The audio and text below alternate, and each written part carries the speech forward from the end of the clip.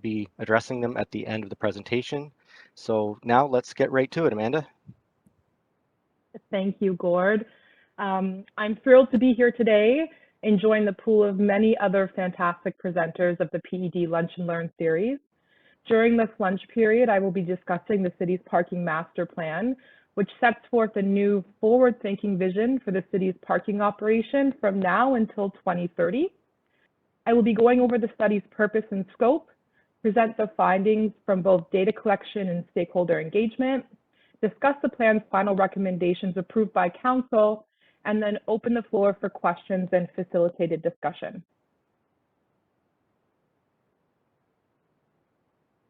Trying to get to go to the next slide here. Good start. All right, there we go. Today, we're going to be talking about the history of Hamilton Municipal Parking System, Hamilton today, summarizing the existing conditions, best practices from our peer municipalities, Hamilton tomorrow and forecasting future conditions, the financial outlook for the Hamilton Municipal Parking System, and our final recommendations.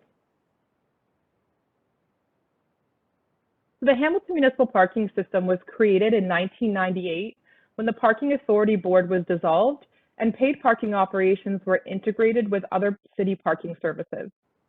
Responsibilities of HMPS include parking enforcement, maintenance, operation of all paid on and off-street parking facilities, which is inclusive of 58 surface lots, 2 parking structures, and 2,500 parking meters, and the creation and maintenance of all parking bylaws and relevant permit programs. HMPS is currently a self-funded business unit that relies on revenue from paid parking to fund the section, including a capital reserve fund. And we utilize that capital reserve fund to put back into the parking system for anything from technology upgrades to infrastructure improvements.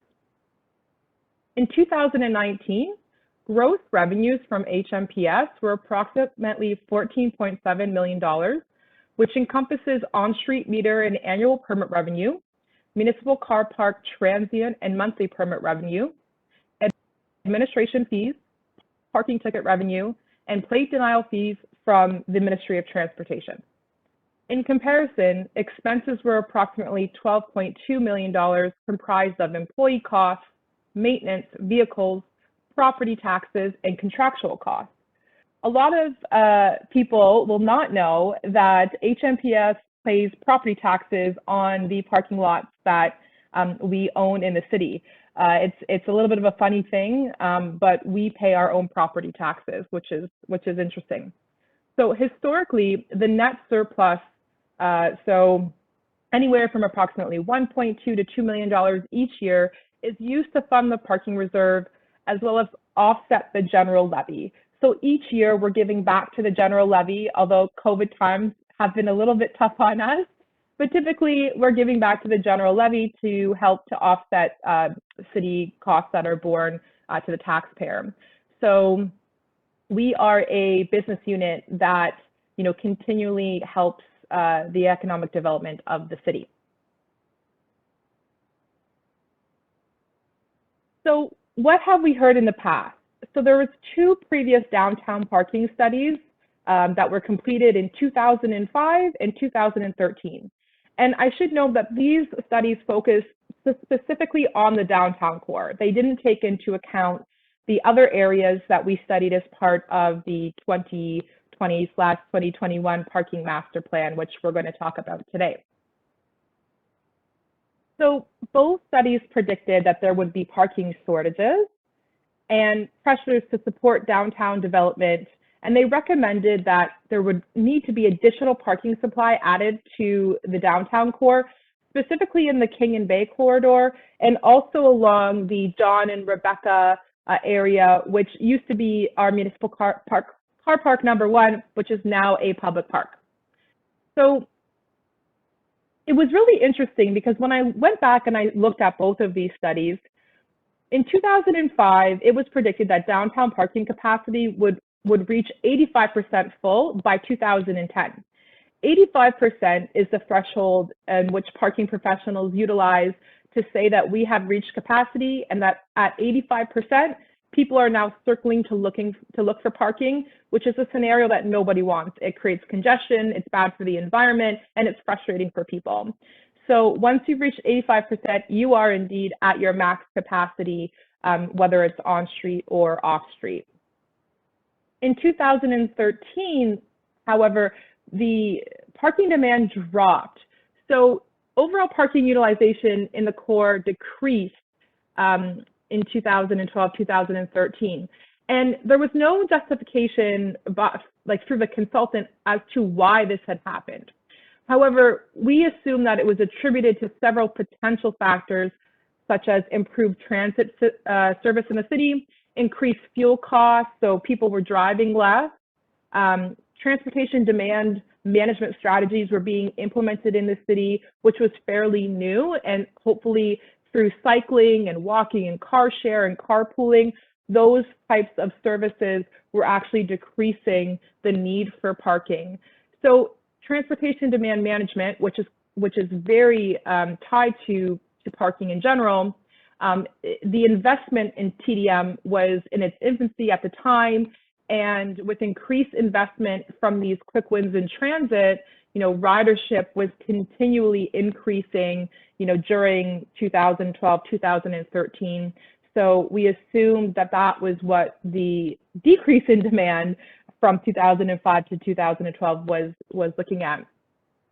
So at the time, however, the consultant and the city still went to council and said that we would need approximately 500 spaces. So to build a 500 space parking garage along one of the very busy corridors in the downtown core, such as King and Bay, in order to keep up with future demand. And a lot of people know this, especially the planners who deal with parking as part of their day-to-day environment. But to build parking is extremely expensive. So in 2012, the consultant estimated that it would approximately be about $20 to $25 million for the city to bear the cost to build a new 500 space parking structure. That, fast forward 10 years later, that's about $40 to $50 million now. It's a massive investment to build parking, and the costs over time through maintenance of a facility like that are very high. And so at the time, what staff and the consultants suggested to council back in 2012 was that we seek private sector interest in partnering through a joint venture to build a parking garage in the downtown core.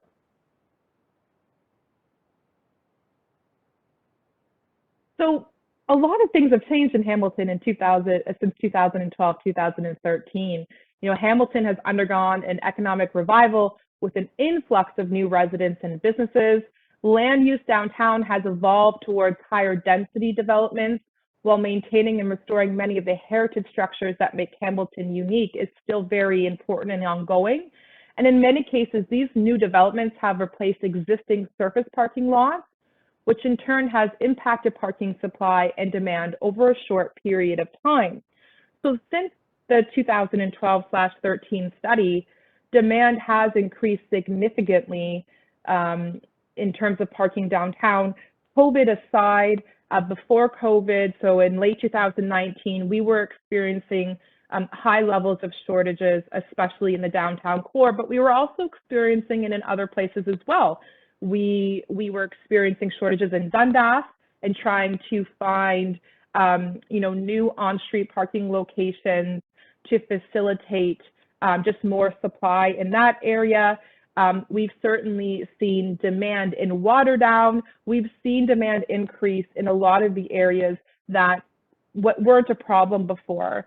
So outlying communities have expanded so steadily, and now they're also experiencing these increased parking pressures. Downtown Hamilton is the city's central core and the location where many Hamilton residents live, work, and play. It is the center of a city of over 560,000 residents and 212,000 jobs. and it is identified as an urban growth center in the province's growth plan for the Greater Golden Horseshoe area. And Hamilton is populated by a growing number of residential high-rises downtown, popular restaurants and entertainment venues, tourist destinations, and offices. And parking plays a role in all of these things. So this is just some key facts. We manage 4,000 parking spaces in downtown Hamilton between our on and off-street environment. The 1,100 on-street spaces alone represent an area roughly equivalent to the size of 10 NHL-sized ice rinks. Private parking facilities provide an additional 4,600 spaces in downtown Hamilton. On-street parking costs are $2 per hour, while off-street facilities are usually $3 per hour in the downtown core. Our monthly parking permits are, they range from $85 a month to $150 a month. Paid parking operations are generally in effect from 9 to 6 p.m., Monday, Tuesday, Wednesday, and Saturday, and between 9 a.m. and 9 p.m. on Thursday and Friday. Parking is free citywide on Sundays. I think everybody knows that. Weekday parking demand, when we collected our data, it peaked with 80% of parking spaces occupied, with certain areas, and we will show this in some of the slides coming up, certain areas of the downtown core were 85 to 90% occupied. So 80% is just an average, but it is extremely high. And then weekend demand peaked at 30%, which is extremely low. So Hamilton certainly sees a lot of activity Monday through Friday during the workday. There's so many employees downtown, but then during the weekend, we really kind of drop down quite significantly. And there are certainly ways to address some of those things to utilize the space a little bit better. So while there's generally adequate capacity to facilitate demand now, certainly we will be looking at some issues going forward. This is just a little overview of the study timeline. So we commenced the PMP in 2019. The consulting firm, IBI Group, was retained to undertake the parking master plan following a comprehensive scope, including data collection, review of best practices, consultation and engagement, policy development, and financial analysis. So in October 2019, a comprehensive review of existing conditions was performed by IBI Group of all of the BIA areas, inclusive of supply and demand analysis, turnover and utilization rates, operational hours, parking free structures, and specific parking usage types such as commercial and delivery vehicles, personal or customer vehicles, connected and autonomous vehicles. Existing parking operations were also surveyed to evaluate the health of the current parking system and benchmark against industry standards. In January 2020, the first PIC meeting was held at City Hall in a drop-in format. So we also had many feedback tools such as web and email-based surveys. We had BIA meetings. We had a GIS mapping tool that allowed residents and the public to sort of drop pins wherever they felt that they had a parking problem in the city. And that really assisted us to understand what kind of issues people were experiencing and where. In March 2020, the phase 1 summary memo of all of the findings to date was completed by IBI to sort of showcase the results of the assessment and that phase 1 stakeholder feedback. In June 2020, we went to council with a PMP update report, basically just giving a summary of the interim findings. Several issues were raised for consideration by committee members at that time, including the increased need for curbside parking, as well as the financial impacts of COVID-19 on the parking system. And while this study doesn't take into account specifically in terms of our data collection, the impacts of COVID-19, we did go back and ensure that we looked at various impacts on the parking system, both now and potentially in the future from COVID-19. COVID-19 has obviously changed how people are getting around in the city and their need to access parking, especially in the downtown core. The interesting thing to note is, while the future sort of is uncertain and we're not too sure how parking levels are going to level out in the next year or two, one of the interesting things, we know that transit ridership has dropped.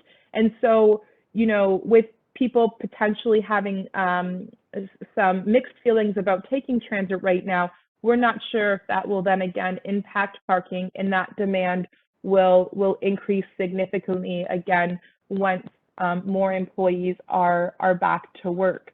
And so council really wanted to understand, that we had taken into account what the future of the parking system looks like with COVID-19 in mind, which is not easy to do because there's just so many uncertainties right now about, what our core will look like. But it was important for us to do that.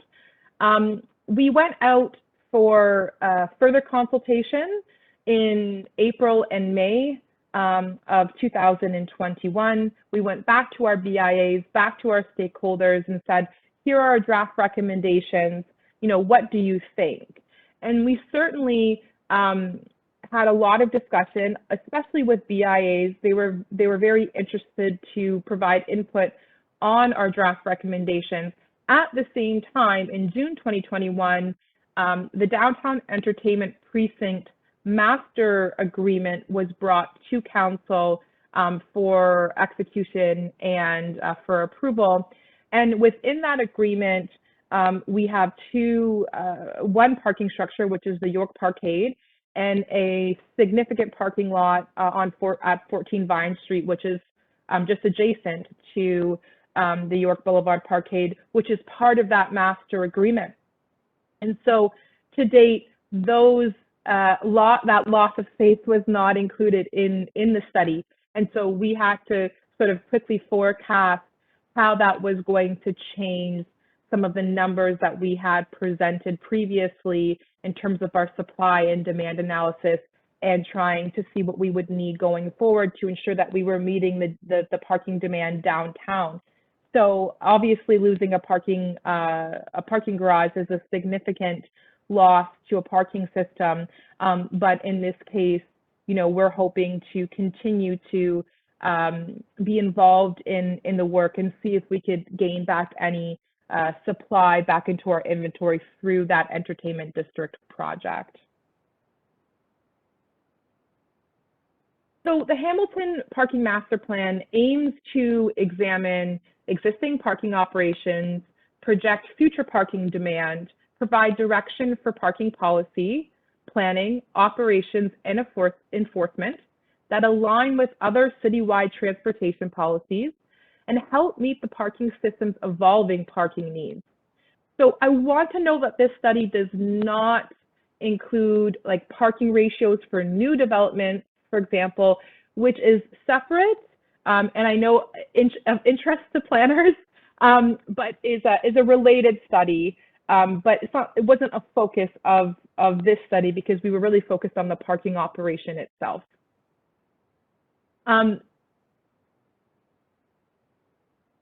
The study objective was really to, through consultation with the public and BIAs and our other vital stakeholder groups within the city, within PED, we had lots of discussions as well with our business units, ECDEV, planning, et cetera. These are the main goals of the city. It was really to strategically connect parking with land use planning, transportation demand management, transit, and other city building initiatives. We wanted to provide a framework to update old policies using a best practices approach with a focus on customer service. This is not a quick win. This is long-term. Updating, we have a lot of policies in parking, and it will take us many years to update these policies, but we wanted to provide a framework in which we could actually get the ball rolling on those things to actually assist economic development. We want to develop strategies which support business and FDev. We want to provide options for transition from surface lots to structured parking. Obviously, surface lots are, how should we say, up for sale. You know, they have been included, many of them have been included through our partners in real estate as sellable resources for investment. And so, you know, how do we transition away from surface lot parking to either structured parking or additional on-street parking to meet parking demand? And one of the biggest parts of this study was trying to review the current financial model to ensure future sustainability. So as I stated before, because we are a self-funded business unit, we have to ensure that we stay financially sustainable, because the last thing I think you know, the leader of FDev wants is for parking to probably go back on the levy. And so how do we continue to adopt policies, especially through pricing, to ensure financial sustainability over the next 10 years? So we don't want to run out of money. So it's really important that we're ensuring that we're keeping up not just with inflation, but with also our peer municipalities as well, and we're charging fair market value for parking.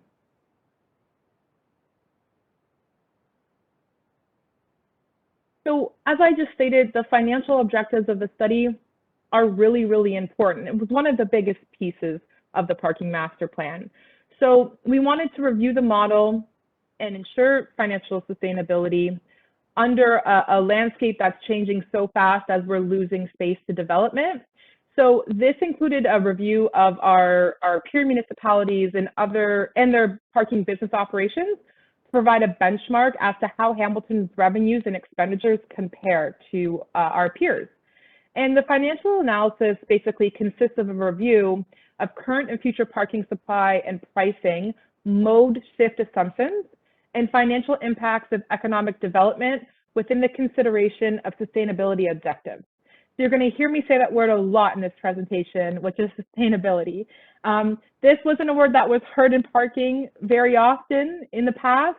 I think I now say it at least 10 times a day, but everything in this plan is from a sustainability perspective.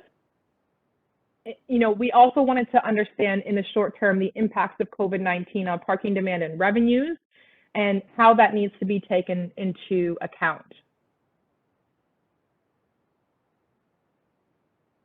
So by way of background, what we're looking at here is both on-street and off-street parking facilities, including maintenance, technologies, finances, and enforcement. So we're focusing on the downtown study area, which you can see is outlined in red here, but we're also focusing on the 13 specific BIA areas that are shown in this graphic.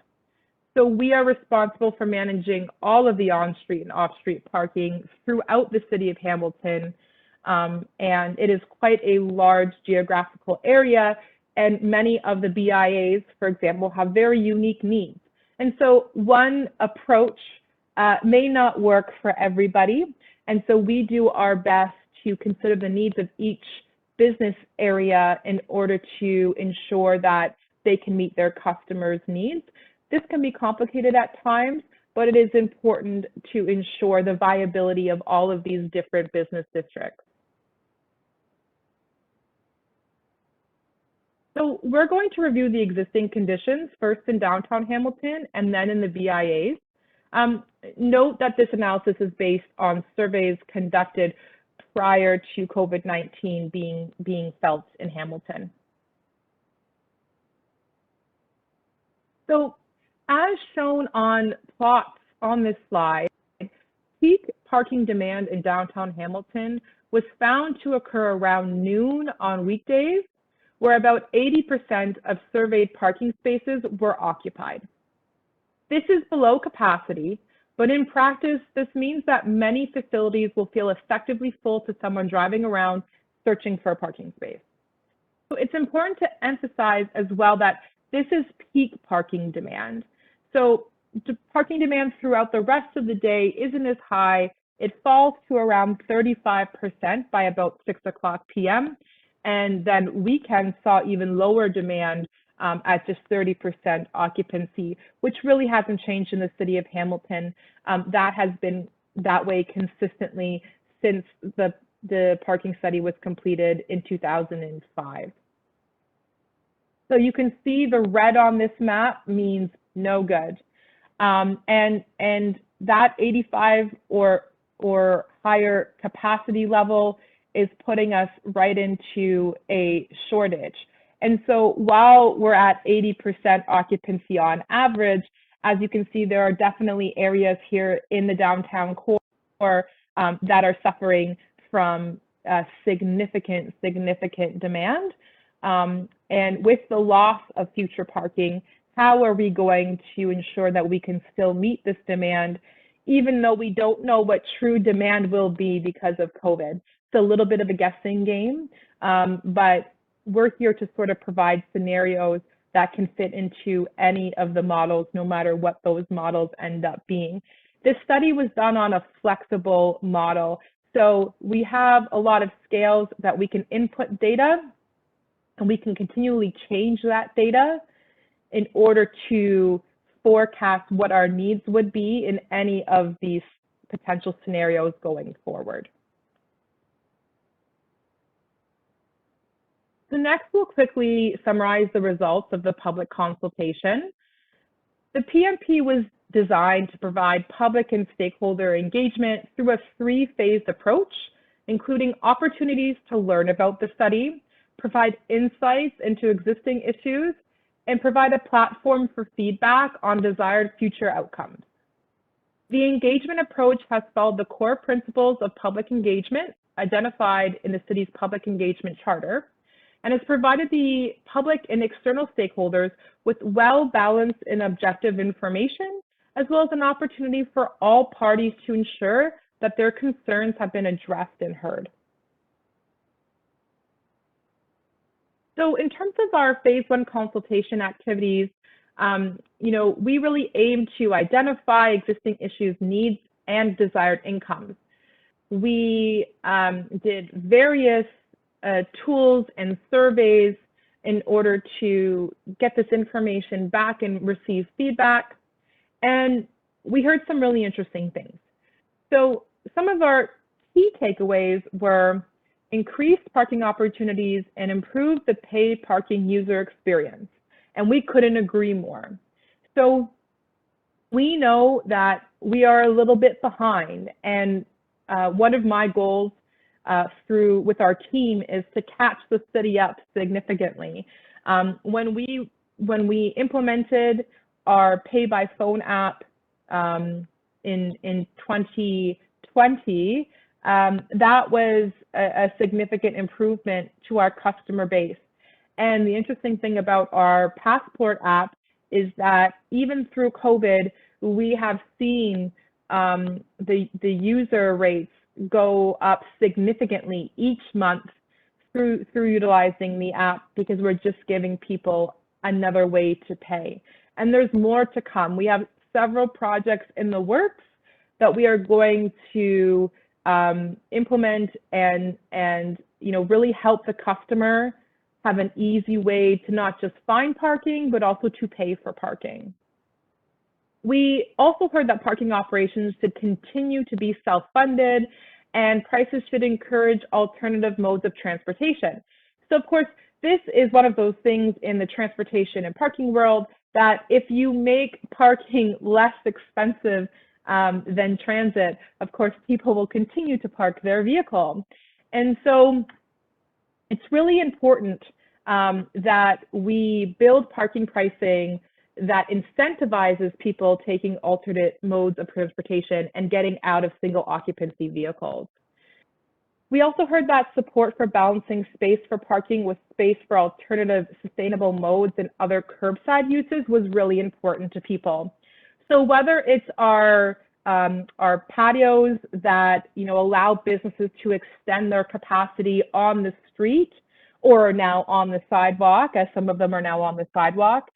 Whether it's to provide more public space in parking space and shared use, whether it's to provide more bicycle parking or bicycle racks in parking spaces.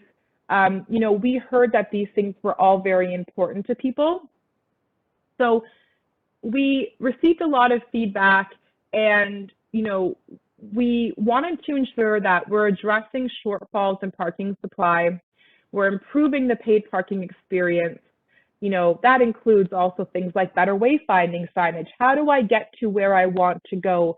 How can you tell me what parking is available as I'm driving through the city? We want to upgrade our paid parking machines. We've done a significant amount of work since 2019. Many people maybe won't know this, but prior to 2019, we only had a handful of parking machines in the city that actually took credit card payments. Most of them were still change only. And since 2019, we have installed over 90 new pay stations in the city, whether it's on the street or in municipal car parks that now accept credit card. We're also getting ready for things like pay by space, which is, it will be ticketless. So you're not actually taking a ticket to put on your dashboard. There's many things to come. We are looking to implement tap to pay. We are looking to implement the use of debit cards. The use of debit cards in any type of transit or parking environment is very, very difficult. The technology just really isn't there yet. I just heard today that the Up Express is now accepting debit cards on their trains, which is amazing because it's not an easy thing to accomplish. And so that is all to come in the city of Hamilton, and we certainly heard that through our first round of consultation. Other things that we heard as well through our consultation were like how far people are willing to walk for parking. And this is always an interesting one that we get. So basically, the farther away parking gets from a destination, the less likely people are going to want to park there. But 64% of people said that they would walk further if parking was less expensive. And so we're always looking at what that fine line is between cost and parking being prohibitive, so we can still provide a acceptable user experience. 60% of people find that the existing parking wayfinding signage is inadequate or confusing. 61% have difficulty finding a space in their desired location. 56% of people believe that parking is too expensive. 53% of respondents support promoting alternate modes of transportation. And 27% use alternate modes of transportation to travel downtown already, which is fantastic. And 46% of people found that they were unsatisfied with their overall parking experience. And so certainly those are all things that we like to keep into consideration and know that we want to improve upon. In terms of our phase 2 consultation, this was quite lengthy because we went to council in April of this year and we said, these are our draft recommendations. We'd like now to take these draft recommendations and go back to our stakeholders and ask them how they feel about these draft recommendations. So council approved the direction to staff to go back and do some further consultation. And in May of 2021, we had our second PIC to present our recommendations to stakeholders. We also had various meetings with BIA throughout May and June of this year to discuss our recommendations. And through consultation with the public and through our stakeholders, this is sort of what we heard. So in response to the draft recommendations, both the public and our external stakeholders were generally supportive of the plan's 4 key principles, which are financial sustainability, economic development, environmental sustainability, and resiliency. From a public perspective, improvements to wayfinding signage, increases in customer accessibility through technology, and supporting more sustainable transportation options were very well supported.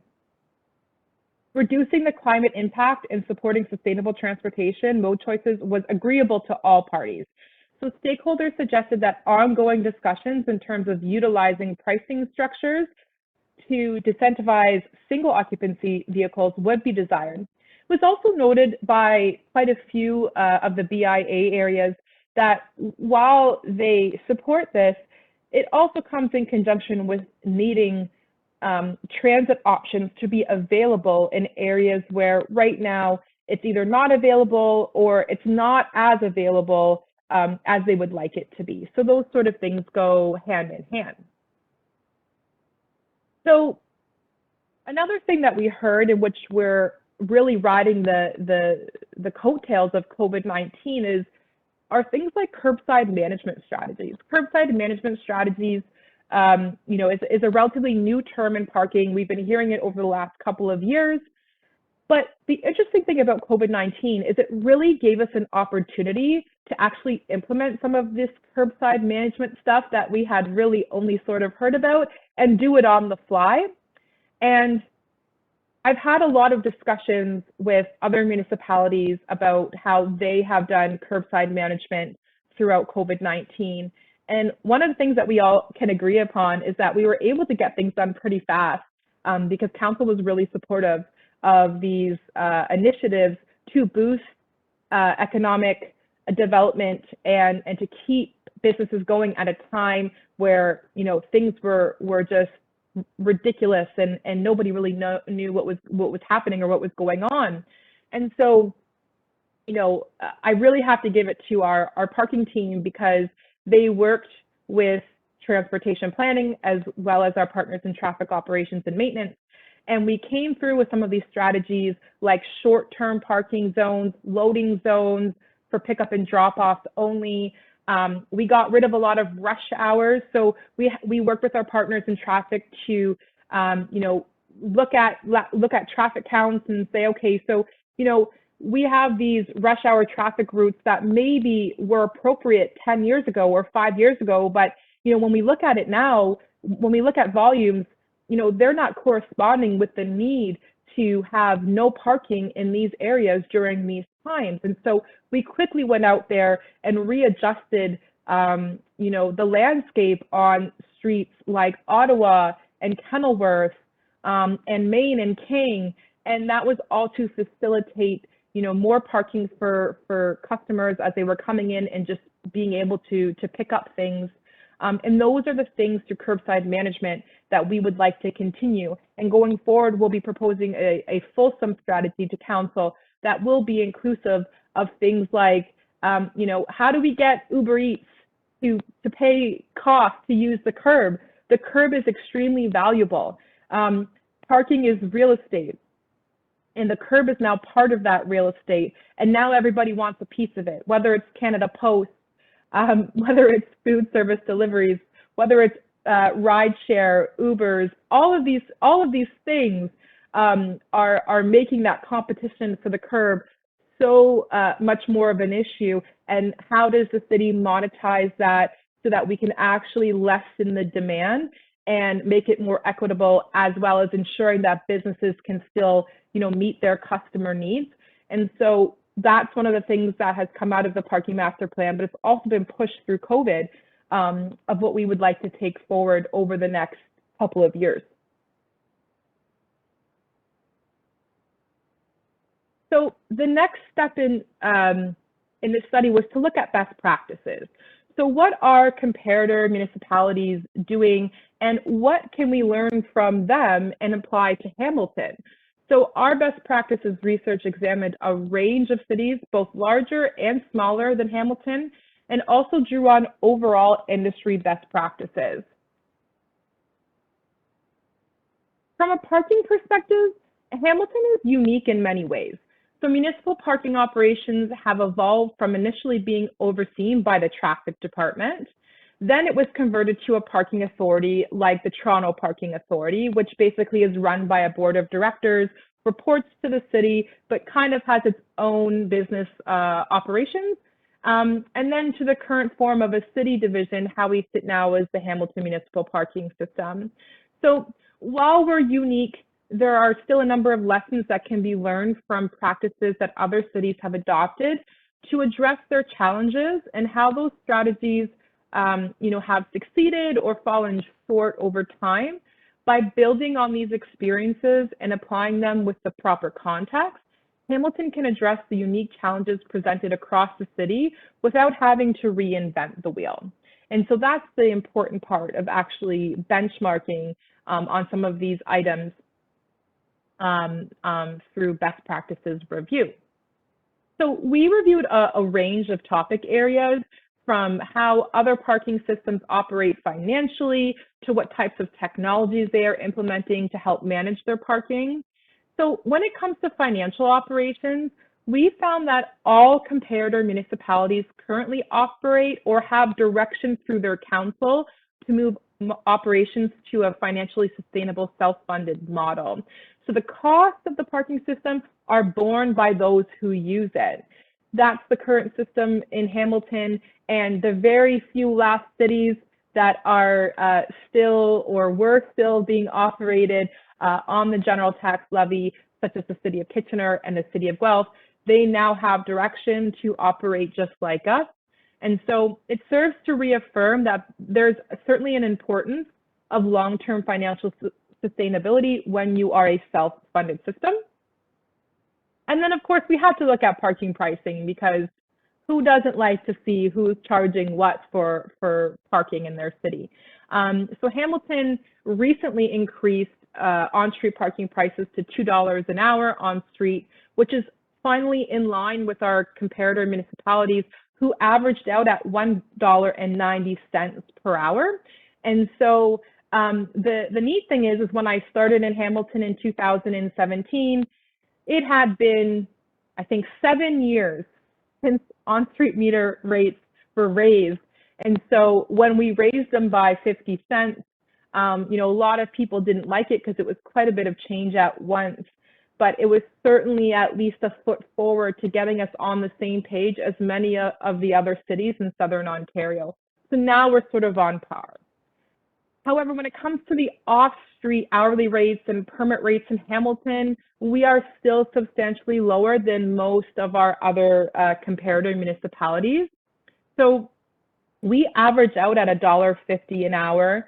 So even though the downtown core, most of the lots are about $3 an hour, when we take into citywide pricing, we still fall short. And our average permit price is $57 a month, which is pretty low. But again, it's because we have some very high pricing in the downtown core, and then we still have a lot of lots on the periphery that are valuable to us, but their monthly pricing is anywhere between $45 to $55 a month. So, it's really important that we continue to look at a pricing strategy that addresses some of these shortfalls in parking pricing, so that we can ensure that future financial sustainability. Obviously, surface lot parking or parking garages cost a lot of money to operate and maintain. The real estate is incredibly valuable. As I stated before, we pay those property taxes, and so we have to ensure that we can cover our own costs. So, we note that prices in comparator municipalities, they vary by location, which reflects the variation in demand. And, that's a practice that we like to call location-based pricing. So in Hamilton, we have a little bit of a sprinkle of location-based pricing, which is a little bit of an older pricing model. It still can make sense, but we are looking to do a few more things in terms of our pricing structures to actually be a better fit to meet demand and manage demand. We also looked at cash in lieu programs, which is where developers pay the city cash in exchange for reducing the number of parking spaces required as part of the development. It's a strategy that tends to exist in larger cities and in intensification areas. But it seems like, we are still one of the only cities that has a cash in lieu policy, which doesn't really get utilized very often. But we've also made changes with our with our friends in planning in regards to cash in lieu over the last year as well, to ensure that development is more successful in the city. And when we think about parking minimums and these kinds of things included in development. We also looked at our on-street accessible parking program. This is one that's very unique to Hamilton. Not many cities have this. It's essentially a program in which we allow on-street reserved accessible parking spaces for those folks in the downtown core that don't have driveways, but still need to park close to their house due to accessibility needs. And so those municipalities that do have these programs, they're very similar to Hamilton in how the programs work, and they're sort of evaluated on a case-by-case basis, but certainly something that we are looking at through policy changes to make a little bit more effective, both for us and both for the resident going forward. We looked at enforcement strategies. One of the things that some of our peers are doing now is we call license plate recognition technology. So LPR is a technology that basically sits in enforcement vehicles and allows parking enforcement officers to give out tickets much more easily, which nobody likes to hear, but it is more efficient as a practice. The readers can read license plates very easily and then read information off of plates that's tied to parking permits or transient or hourly parking if somebody has paid or not. And of course, if they haven't paid or if they're parking where they shouldn't be, the system is smart enough to essentially just print off a ticket instead of an officer physically getting out of a vehicle and looking around and doing all those checks. So it is much more efficient, and it's something that Hamilton is looking to implement over the next, I'd say, 2 to 3 years. We looked at our residential on-street parking program. This one is difficult for us to benchmark because not very many cities around us have a fulsome on-street residential parking program like Hamilton does. Toronto is really the only city next to us that runs a similar program. And while ours is far cheaper than Toronto's, it's still trying to fit, the right regulations on the right streets to not only manage demand, but to have residents buy into what they see as appropriate for their street as well. And so this is a program that takes a significant amount of time in our parking operation. Again, with 600,000 residents in the city, they have many, many requests, whether it's for the adoption of paid permit parking on their street, or if it's a non-paid but other type of regulation like alternate side parking. It certainly takes a lot of resources. And so how can we change our policies or update our policies when we look at our peer municipalities to just make that program more efficient? And at the end of the day, we're also looking at who is doing what in terms of technology. We know that Hamilton's been a little bit farther behind on tech when it comes to parking. However, we are certainly taking charge of that now. We are looking at, doing things like parking occupancy technology.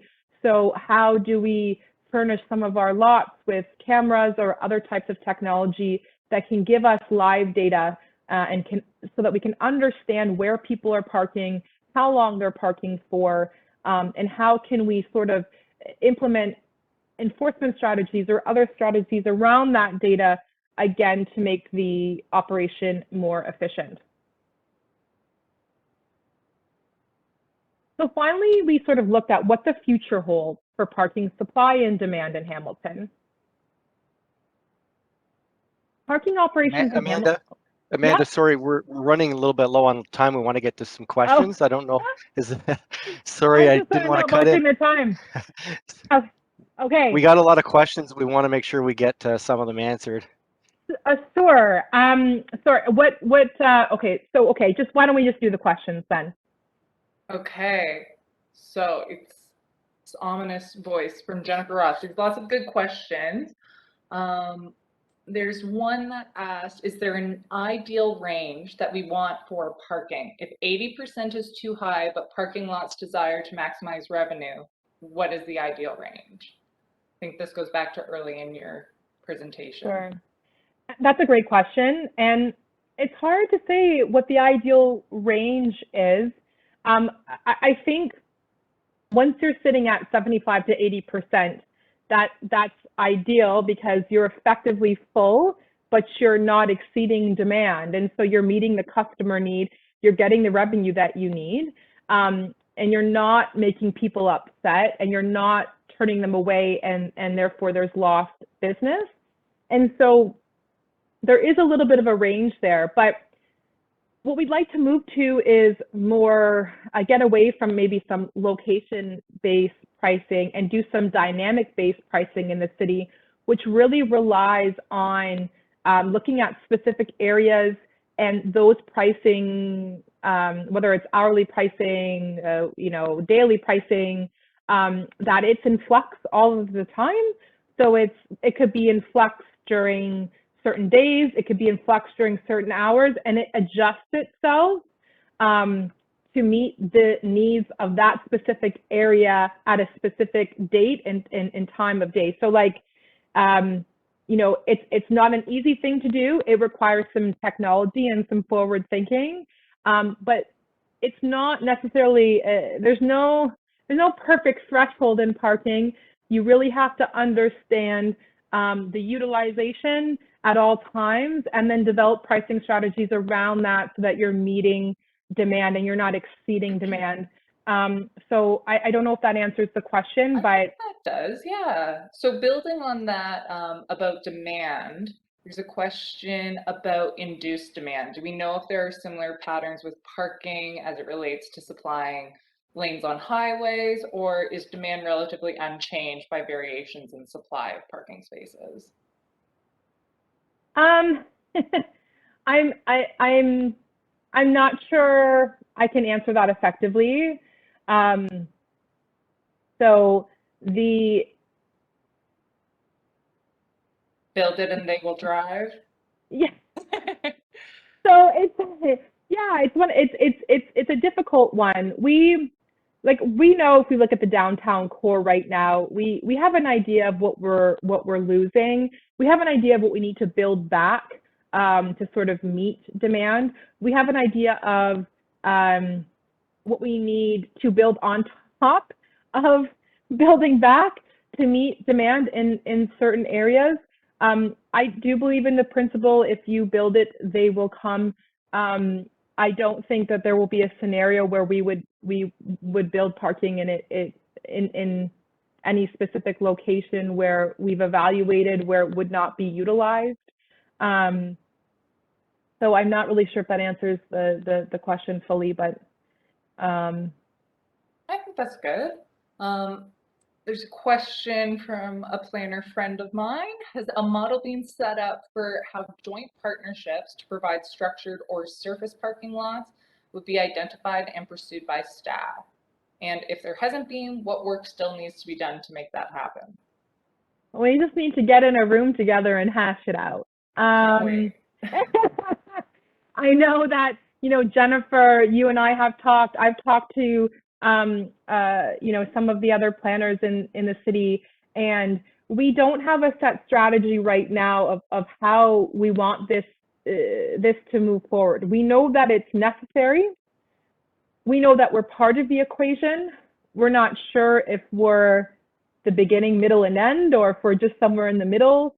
But we know that, in order to move parking forward in the city, and in order to assist development, we need to come up with a strategy that is going to approach developers and look for these shared, publicly accessible, but, parking needs that may not be operated and owned by the public system, but, you know, if somebody else will build it for us, you know, how do we get involved? And certainly, so a strategy has not been developed, but I do think that it's going to take several of our partners and divisions in ECDEP to sit around a table and really just hash out a key strategy on how that happens. I think going forward in the next year or two, it's extremely important as part of this master plan that we get that accomplished, and so that when developments are being proposed, you know, we can sit down at that time with each of those developers and have that conversation. That's great. Question from our economic development colleagues. Did you also look at the demand for monthly parking? As I've heard from commercial real estate agents and companies that they want assurance of monthly parking passes before committing to move their company to downtown Hamilton. Hi, Judy. I don't know if Judy's on this call. Yeah. So, you know what? This is certainly something that that keeps coming up. You know, in order to attract business, if you don't provide some sort of parking option, how can you expect people to bring their employees here? Where are they going to go? Okay, someone has rang my doorbell. That's perfect timing. This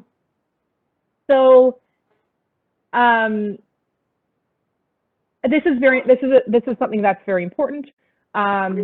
We are hoping that while we're not looking to build additional parking, that's something that this plan is not suggesting, to build additional off-street parking, but that we think that we can manage our demand better through policies and pricing strategies to be able to assist those businesses that are looking for parking.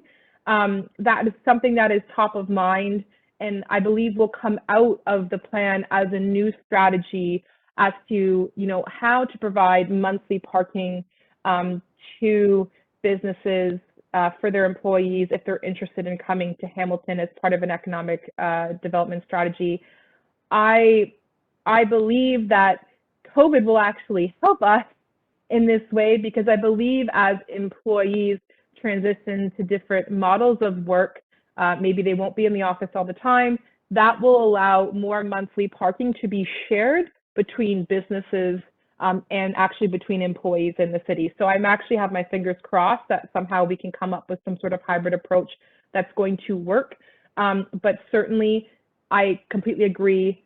As a tool, parking is very important to bring businesses to Hamilton. So we are there, Judy. I hear you loud and clear. We will come through for you. And maybe we can also do monthly transit passes as a carrot. Yeah. Well, we're at 1 p.m. I want to be mindful of everyone's time and whoever's waiting at your door urgently. Thank you so much, Amanda. There's a lot of interest. I didn't get to all the questions. I might note them down and send a follow-up email to you with the person's question, and then we can distribute that in our follow-up email with the YouTube recording and the slides from today. Thank you so much, Amanda. Sorry we had to cut you off there. Clearly, I prepared too much for this presentation. I thought I was going to not be able to fill the time. So thank you for having me. I really appreciate it. And if anybody has any questions, don't hesitate to email me.